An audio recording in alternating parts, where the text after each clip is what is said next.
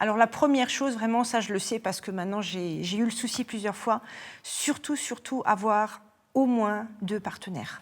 Juste au cas où il y a quelqu'un qui se désiste, qui ne peut plus, qui ne veut plus. Ça arrive, hein, ça m'est arrivé pratiquement chaque année. Je prends toujours une personne en plus pour être sûre. Donc vraiment choisir les nombres. Ensuite, je dirais, c'est très important de démarrer quelque chose avant, de vraiment préparer. Parce que le projet même, quelle que soit la chose qu'on va faire, c'est chronophage. Ça donne beaucoup de plaisir à faire, mais tout prend du temps. Donc, préparer un maximum en amont, préparer des choses écrites, préparer un emploi du temps, préparer une trame de ce qu'on va faire, un petit peu comme on prépare un cours finalement, mais pour être sûr que le moment venu, on a fait le maximum de choses et qu'on peut vraiment se lancer dans le projet. Et la dernière chose, je dirais, essayer de déléguer aux élèves. Parce que là aussi, au départ, ils sont très timides, hein, ils n'osent pas trop. Bon, c'est le cadre scolaire aussi, puisque c'est des élèves qu'on a en cours. Ils se tiennent à leur place d'élèves et finalement, dans le e-twinning, ils prennent un autre rôle. Il ne faut pas hésiter à leur donner cette possibilité de devenir un petit peu autonome. Pour les e-twinners débutants, je leur conseillerais de surtout ne pas prendre panique. Ça, c'est la première chose, parce que comme dit, c'est vraiment une plateforme immense où on peut trouver plein de choses intéressantes et on peut s'y perdre et y passer des heures.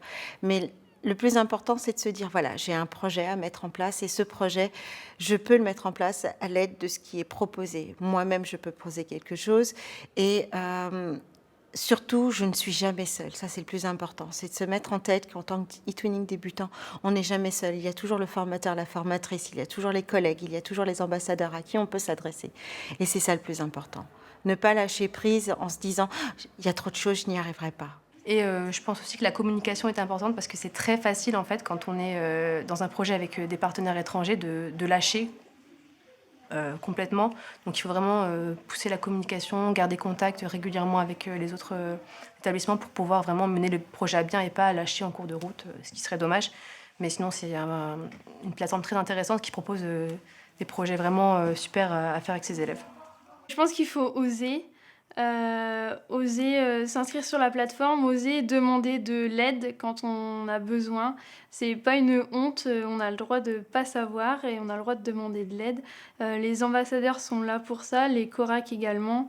En fait, on n'a pas besoin de faire des projets longs ou sur toute une année scolaire. On peut juste faire des petits projets de quelques semaines qui vont demander bien sûr un peu plus de préparation avant, mais on n'est pas obligé de faire des grands projets pour que ça fonctionne. Pour un nouveau, une personne débutante dans l'utilisation de l'outil e-twinning, je dirais que il ne faut pas abandonner malgré les difficultés et que la persévérance aboutit à de belles expériences, que ce soit pour l'enseignant ou les élèves.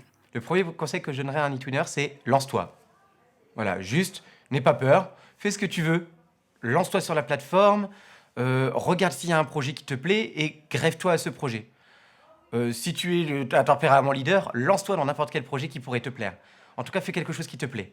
Je pense que ce serait le conseil numéro 1 que je donnerais, c'est amuse-toi, prends plaisir, tes élèves prendront forcément plaisir avec toi.